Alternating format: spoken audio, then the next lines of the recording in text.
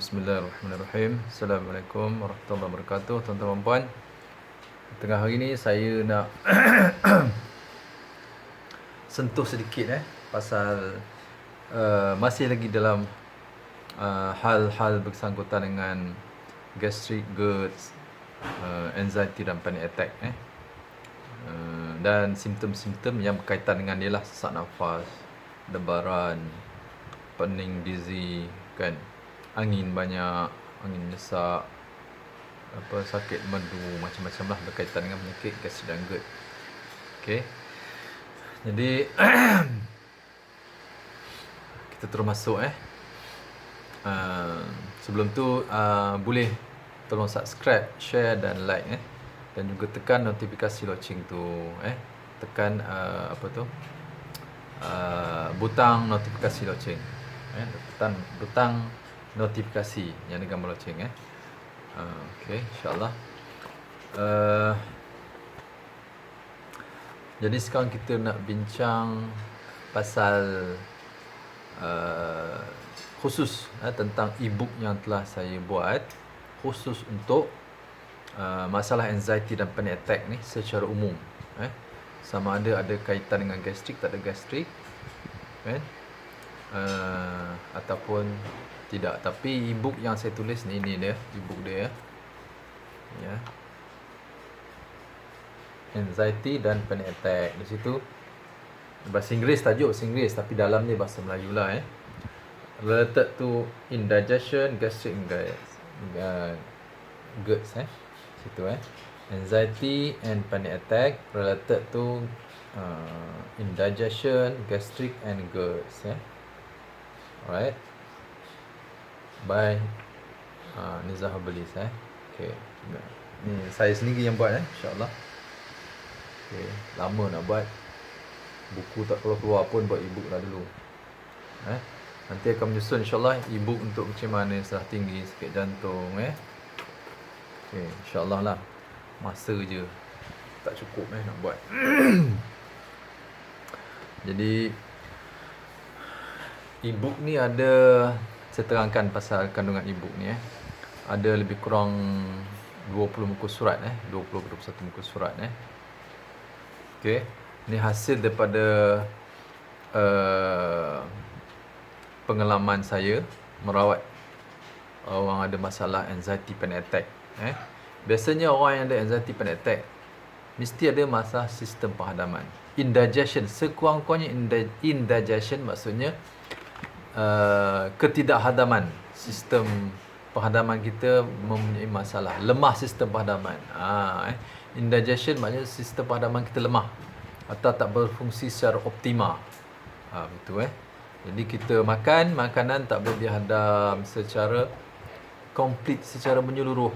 Jadi timbullah angin lepas makan. Jadi macam-macam lah simptom, ada yang sesak, ada yang debar, ada yang dizzy kan. Dia sensitif dengan histamin kan. Histamin tinggi sikit tak boleh, banyak makan pun histamin build up juga kan. Walaupun makanan tu mengandung histamin rendah, tapi kalau makan banyak kali dan banyak kuantiti, jadi banyak juga jadi histamin ni kan.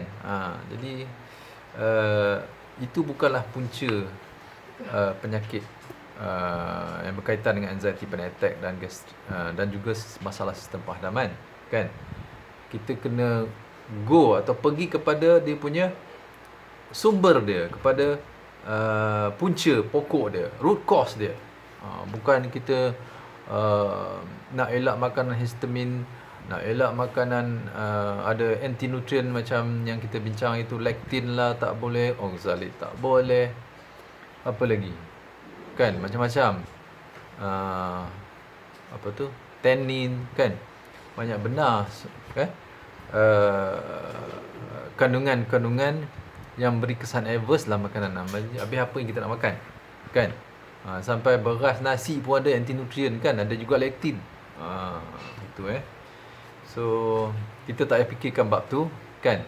Sekarang ni kita peringkat application untuk mengamal, untuk merawat, buat tindakan untuk mengubat, merawat, bukan tunggu dan lihat kan. Biasa orang yang ada masalah gastric, GERD, anxiety dan panic attack ni dia ada satu masalah gangguan pemikiran jugalah. Dalam pemikiran dia banyak berfikir negatif. Banyak negatif. Kan?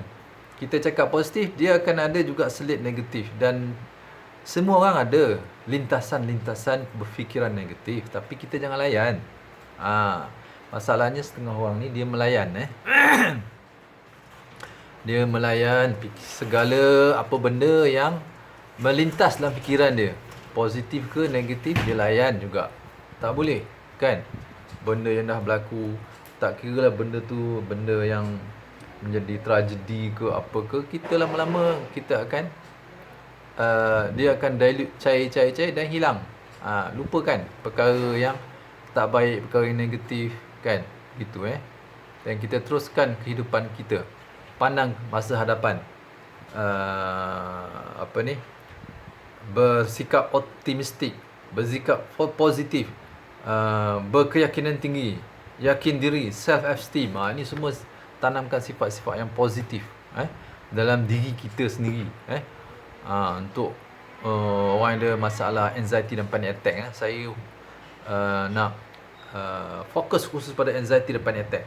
Walaupun tajuk ni saya tulis berkaitan dengan gastrik, GERD dan juga masalah penghadaman, anxiety panic attack yang berkaitan dengan dia lah, dengan masalah penghadaman.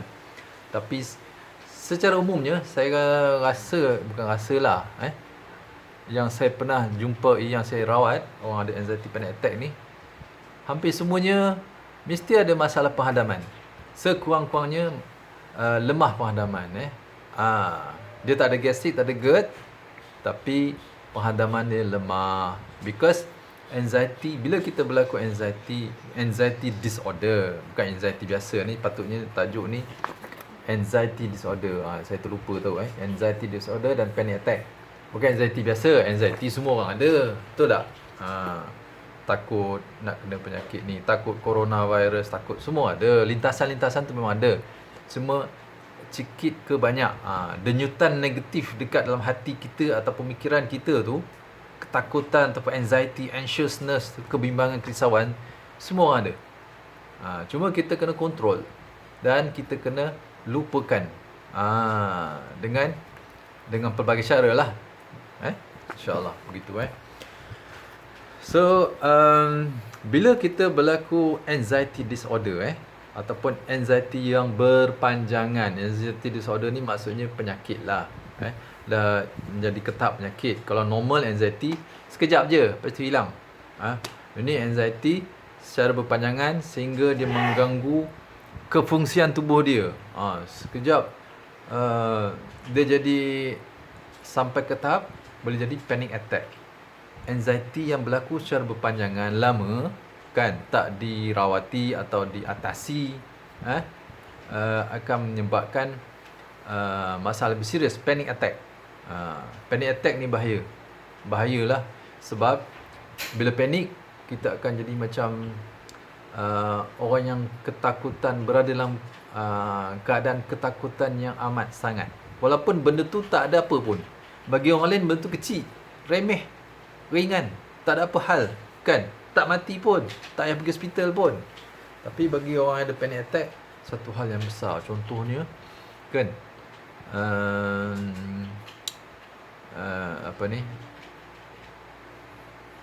itu fobia. Saya yang terlintas fikiran saya tadi dah sampai ke tahap fobia. So penyakit anxiety disorder dan panic attack yang tak dirawat dengan betul, tak diatasi dengan betul, dia boleh membawa kepada fobia. Dia jadi fobia. Fobia ni dia fix kat fikiran dia, dalam otak, kepala otak dia menjadi satu sumber ketakutan yang teramat sangat. Macam orang takut kat hantu lah, takut kat rimau. Orang normal kita takut kat rimau, jumpa rimau, kalau kita berdepan dengan rimau, orang kuat macam mana pun dia akan lari, kan, takut macam tu. Jadi orang yang ada masalah fobia ni, fobia pula cerita, kan, tak, kalau kita tak rawat lah, dia jadi fobia macam-macam jenis lah. Dia boleh pergi ke arah tu, ke arah fobia, penyakit fobia yang lebih teruk dan lebih kronik, lebih susah nak rawat. Tapi boleh rawat juga, insyaAllah. So dia keadaan fobia yang selalu kerap attack fobia. Kerap attack fobia gitu keadaannya sikit, keadaan ramai, keadaan sesak, keadaan traffic jam, apa lagi. Ada orang duduk rumah pun macam-macam hal saya tengok orang ramai yang kena masalah ni. Jadi pada peringkat anxiety disorder dan panic attack, kita kena rawat secepat mungkin insya-Allah dengan cara rawatan tingkah laku kita dan juga dengan kaedah pemakanan. Ni yang saya buat e-book ni e-book ni khusus ditulis direka bentuk kan dengan step-step dia. Dia ada 6 protokol tak silap saya 6 protokol secara pemakanan diet kita nak rawat anxiety disorder dan panic attack dengan menggunakan kaedah terapi diet dan pemakanan itu di samping dengan kaedah psikologi, perubahan tingkah laku, sikap kita kan. Itu itu sesi lain pula So sekarang ni kita nak fokus pada kaedah pemakanan Jadi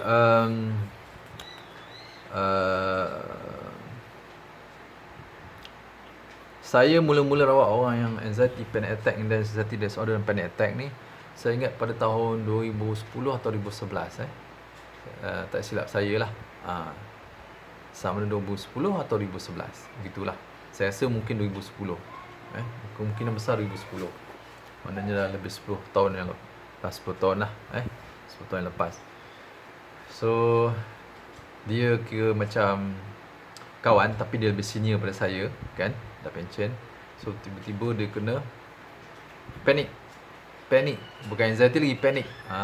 Dia anxiety tak ada sangat, dia tiba-tiba kena panik dalam surau dalam surau. Tiba-tiba dia kata, saya rasa macam nak kena heart attack, tak boleh bernafas. Bila tak boleh nafas, jantung lajulah, panik. Bila panik, nafas kencang dan jantung berdebar kan. Itulah keadaan panik kan. Seolah dia rasa macam kena sakit jantung. Yang ni ramai orang kena, sehingga banyak yang kes-kes yang saya hadapi, dia kata terpaksa dibawa ke emergency hospital lah. Bawa emergency, sana panggil ambulans ke ataupun kawan keluarga bawa pergi ke hospital unit emergency. Ada sampai 1, 2, 3 kali sehari. Itu keadaan yang bila dicek tak ada apa-apa, jantung normal, paru-paru apa semua, kardiovaskular, tubuh dia semua normal. So doktor akan buat conclusion bahawa dia ni mengalami masalah psikologi kan, masalah psikologi dan berkaitan dengan dia lah. Jadi dia akan suruh pesakit anxiety panic attack pergi jumpa dengan psikiatris. Tapi sebenarnya ada kaedah merawat Alhamdulillah. Jadi kawan saya yang tu, saya bagi orang kata rawat dia dengan cara terapi sikap dia, tingkah laku dan juga pemakanan. Dan masa tu saya hanya bagi kat dia madu bidara. Produk luban-luban ni saya belum buat lagi tablet luban belum, madu luban ke, jus luban raw kan, minyak luban pun belum buat lagi masa tu. Saya hanya bagi madu bidara sebab dia kata dia selalu angin, selalu pedih perut. So ada kaitan masalah penghadaman, gastrik dan juga dia punya panic attack dia, yang dia rasa dia sesak nafas dan berdebar-debar tu. So begitu je. Dan secara tingkah laku macam-macam lah. Itu macam-macam lah kita boleh buat kan.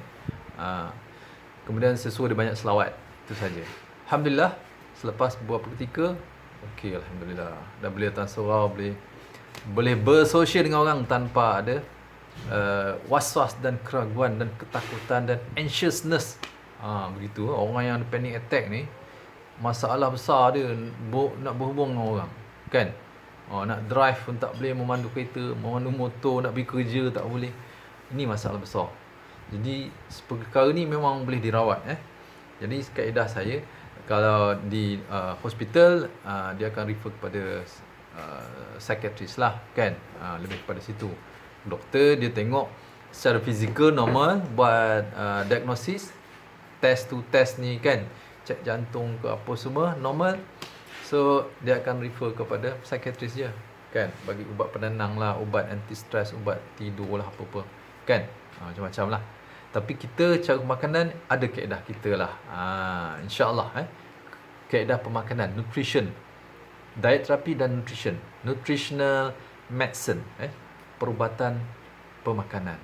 Sebab makanan ni dia beri efek kepada tubuh kita secara fisiologi, fisiologi, tetapi kesan kepada fisiologi tubuh kita, sel-sel organ, fungsi tubuh kita. Fisiologi mana fungsi lah, fungsi organ-organ, tisu dan sel tubuh kita, kan.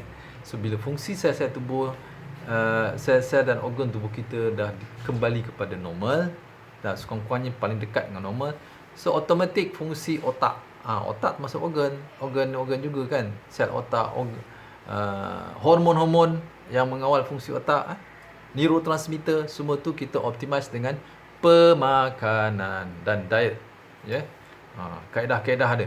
So dalam ni ada 6 protokol, insyaAllah ada 6 protokol kita dah sediakan, alhamdulillah, ramai dah, alhamdulillah, kita hadapi dan kita rawat, insyaAllah, alhamdulillah, pelan-pelan gitu. So kebanyakannya orang mengalami masalah anxiety disorder, panic attack ni, dia boleh dirawat dengan terapi diet dan makanan, dan sebahagian kecil ada kena dilepas dirawat dengan terapi diet dan makanan yang rejim yang kita bawa ni. Sebahagian kecil kena refer, dia dah improve at least 50%, 60%, 70%. Tapi ada lagi sikit-sikit. Yang tu pergi jumpa dengan ustaz-ustaz buat rawatan ruqyah. Kalau saya suruh baca selawat banyak. Ada selawat yang khusus, kan, selawat Fatih, boleh selawat apa sajalah yang kita amal. Itu pun satu boleh membantu dalam merawat. Tapi kita selawat memanglah kerana Allah, insya-Allah, kan. Kesan dia tu kita serah pada Allah Ta'ala, insyaAllah. Dia orang yang mengalami anxiety panic attack ni, kita kena bagi psycho kat dia supaya dia serah diri bulat-bulat pada Allah Ta'ala, kan, serah diri, habis segala panik ke anxiety semua habis, fobia pun mati, kan, begitu. Tapi kena ada pemakanan juga, sebab makanan ni dia ada efek dekat denyutan jantung dan pernafasan, dan juga hormon-hormon anti stres, neurotransmitter, fungsi otak, dia bukan dia mengawal, dia memberi kesan secara direct atau indirect, dia mengawal juga. So makanan kita adalah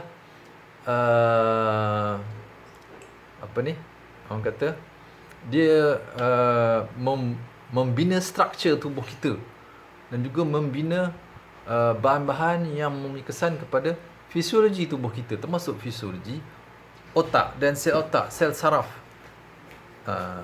fungsi mental, fungsi kejiwaan, psychological dekat otak, kan, dikawal dekat otak. So bila otak kita physically sihat, kuat, optimal dalam kefungsian dia, maka automatik psychological kita lebih positif, lebih sihat. Begitu gitu. So kita rawat physical otak kita, automatik psychological, mental, minda, emosi kita akan terawat sekaligus, dengan rawatan tingkah laku sekali lah, dan banyak mendekatkan diri pada Allah Ta'ala, selawat, dan yang paling penting tawakal. Hati kita kena ada kuat tawakal Allah Ta'ala. Okay, saya dah cerita bab-bab lain. Saya nak cerita pasal e-book sebenarnya. So e-book ni ada lebih kurang 20 muka surat, saya dah sebut tadi, kan. Okay, alright. Ni muka surat kedua, table of contents. Ni table of content, ini kandungan dia lah. Ini 4 muka surat cakap putih. Yang lain cerita protokol 1, 2, 3, 4, 5, 6 semua dalam bahasa Malaysia, jangan risau, dalam bahasa Melayu. Yang siapa yang nak bahasa Inggeris nanti kita akan buat, insya-Allah. Hari ni berjanji banyak tapi buatnya tak keluar pun, kan. Okey, tengok Okey. Muka surat ketiga kita ada tajuk gastric dan GERD. Protokol apa ni? Protokol nutrisi asas tambahan. Sini protokol nutrisi asas tambahan. Ada lepas tu muka surat 7 kita ada rawatan penting untuk GERD dan gastrik, kan? Dan yang ke muka surat 8 kita ada elak makanan radang. Makanan radang ni menyebabkan penyakit fizikal dan juga penyakit berkaitan dengan emosi dan mental juga. Sebab dia efek dekat otak kita, sel kita. Kalau sel otak kita, sel saraf kita rosak, kan, tercedera, kan, proses gene expression menghasilkan protein, menghasilkan molekul-molekul yang bina struktur sel saraf terganggu, maka bagaimana dia nak berfungsi dengan baik, ya? Itu dia punya prinsip teori dia lah, kan? Simple, mudah je. Kita nak pergi kepada conclusion je lah. Nak cerita teori banyak pun orang tak boleh nak amal, tak faham, kan? Susah. Baik, kita terus jump into dia punya application. Ni application, final application, hasil pengalaman saya dan juga kajian-kajian yang saya buat, InsyaAllah guna kaedah pemakanan dan herba-herba tertentu. Bukan herba kuat ni, herba tertentu untuk anxiety panic attack. Dia ada herba khas untuk dia. Dia tak boleh sebarangan akar kayu. Akar kayu panas tak boleh, akar malu.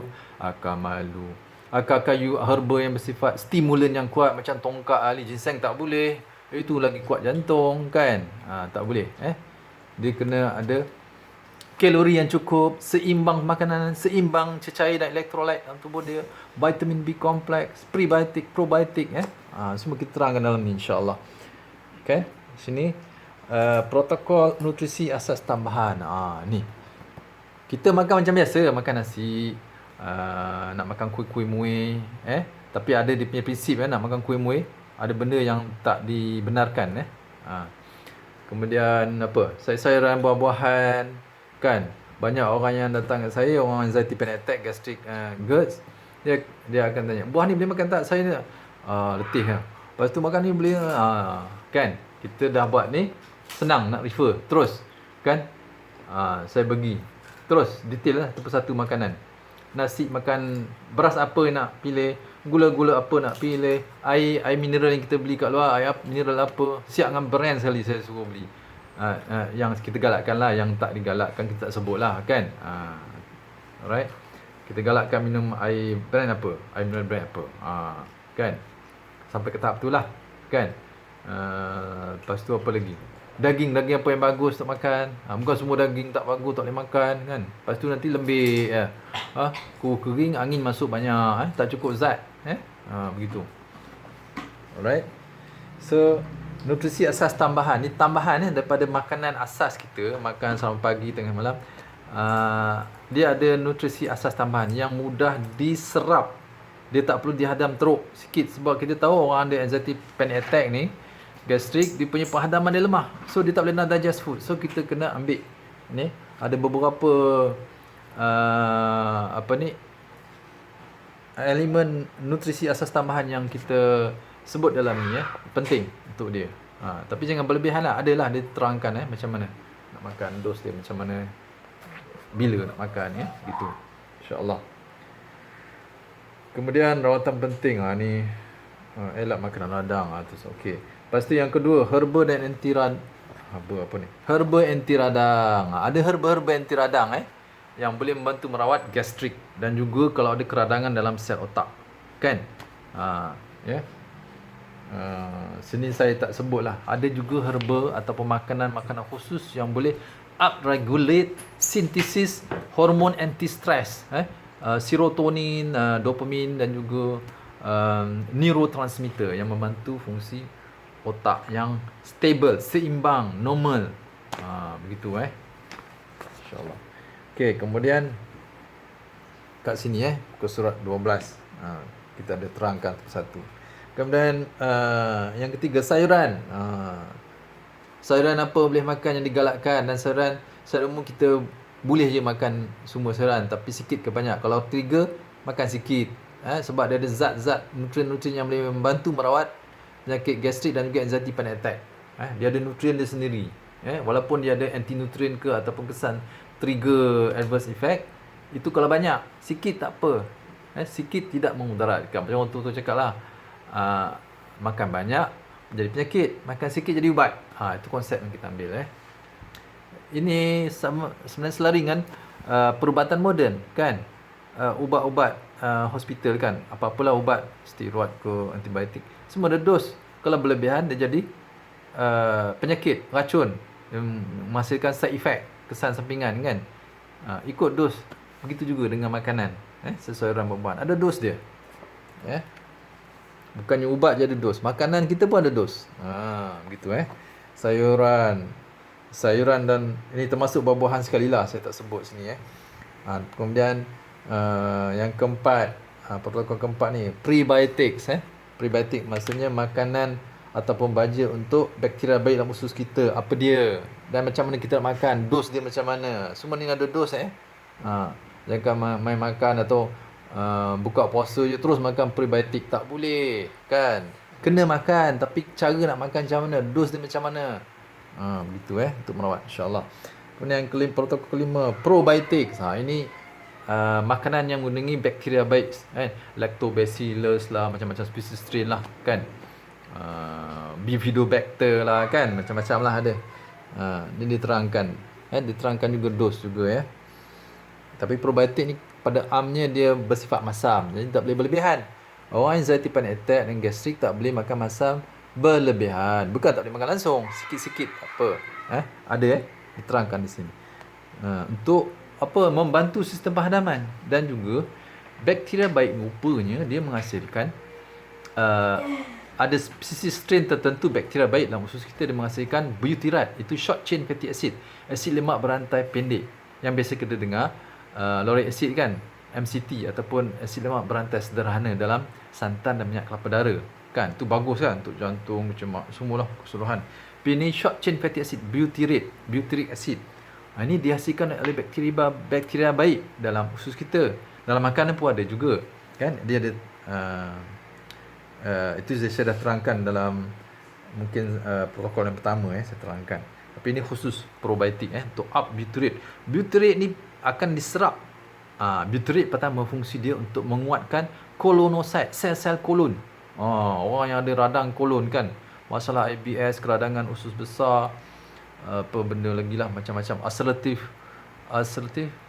colon disease kan. So kena up bakteria baik, probiotics dia dalam usus dia. Kemudian butyrate ni digunakan oleh sel-sel yang melapisi dinding usus besar kita, kolon kita. Dan dia digunakan untuk menghasilkan tenaga, dan dia menguatkan sel-sel tersebut dan merawat keradangan yang berlaku. Dan butyrate ni bila masuk dalam darah, dia akan pergi ke otak kan. Dia short chain fatty acid macam lauric acid, medium chain, dia boleh tembus blood-brain barrier dan masuk ke sel otak, dan memberi kesan yang baik pada fungsi otak. Anti stres semua, anti keradangan. Ini fungsi butyrate. Okey. Kemudian cuka peraman juga ada kesannya kepada nak merawat keradangan dalam perut, gastrik dan GERD. Tapi dos dia penting, dos sangat penting. Dan bila nak makan dia? Ini semua diterangkan dalam section protokol ke-6, cuka peraman. So kita ada 6 protokol di sini So insya-Allah siapa yang hendak kan e-book ni boleh WhatsApp saya 0164369630, ataupun kalau yang perempuan boleh segan dengan saya kan, ada juga. So dia boleh WhatsApp pada isteri saya 0112616778. Panggil kak cik je lah. Okey, boleh dapatkan e-book. So kita akan email e-book ni kita akan email. Kalau orang tak ada email, kita boleh WhatsApp je dia punya PDF. Boleh baca juga dalam buka file tu, tapi kena ada data lah kan. Tak ada data tak boleh buka kan. Kena data dan buka. Kita akan send WhatsApp PDF file e-book ni ada dua muka surat, insya-Allah kan. Tapi bagi orang yang tak ada email, tak ada WhatsApp pun tak boleh kan, tak data, dan kita boleh print out kan dan kita hantar by post pun boleh jugalah kan. Semoga bermanfaat lah insya-Allah dan membantu rawatan. Ini satu elemen yang sangat penting bagi saya. Ini yang paling penting, top priority dalam merawat anxiety dan panic attack. Ubat-ubatan, maksud saya ubat-ubatan ni suplemen ke, ubatan alami ke, kan, ubat doktor ke, itu nombor 2 Sebab makanan kita yang membentuk tubuh kita, bukannya ubat. Ubat tidak membentuk tubuh kita, dan makanan yang memberi kalori, yang beri tenaga kepada sel. Ni banyak ni kes orang yang ada anxiety panic attack, dia nak jaga makan. Semalam saya dah cerita kan, orang yang berpantang sangat ni, berpanjangan, penyakit gastrik dan anxiety dia makin teruk, makin hari makin teruk, bukannya makin kurang, kan, makin teruk. Susut badan, lemah je kan, tak larat buat kerja dah, kan. Semakin teruk bila berpantang, jaga sangat makan. Ni yang kita nak beritahu, kan. So kita kena cukup kalori, cukup kalori yang mudah diserap lah. Itu kena baca dalam e-book ni, macam mana kita nak kalori yang mudah diserap, mudah dihadam. Ada kaedah dia, ada cara dia, dan pilihan makanan dia, kan. Begitu insya-Allah. Semoga manfaat okey. Boleh komen di bawah. Kalau tak ada nombor telefon saya, boleh komen. Saya bagi nombor telefon 016 436 9630. Tu nombor saya, Nizam, ataupun 011 2616 7078. Alright. Boleh WhatsApp insya-Allah siapa yang nak. So kita akan bantu. Kalau tak faham, kita akan cuba jawablah untuk memahamkan pada orang yang tak faham atau kurang faham, masih kurang jelas ke, kan. Kemudian nanti sesi berikutnya saya akan terangkan suplemen yang kami ada, Bioshifa punya set rawatan untuk masalah anxiety panic attack, gastrik dan GERD ni. Kita pun ada set rawatan kita sendiri bersama dengan e-book ni. E-book ni pemakanan, suplemen pun ada. Ini kes-kes yang mana tak boleh dirawat dengan pemakanan ni, rejim, bukan tak boleh rawat, dia insya-Allah improve 30, 40, 50, 60%. Ada yang terus tak payah makan ubat lah, terus je. Alhamdulillah, rezeki dia lah, kan. Dia nak improve lagi, nak cepat, sebab nak bekerja, nak uruskan rumah tangga, kan. Nak bersosial pun tak boleh. So kita nak rawatan cepat. So rawatan pemakanan, diet terapi guna e-book ni, dan juga set rawatan suplemen yang kita ada menggunakan teh bidara, kapsul bawang dayak, madu sidir, dan juga minyak luban aromaterapi sebagai sapuan begitu insya-Allah, okay. So sesi ni kita khusus terus kepada application lah, macam mana kita nak rawat terus. Sebelum ni kita cerita makanan-makanan, kan. Semoga manfaat insya-Allah. Sila subscribe dan share insya-Allah.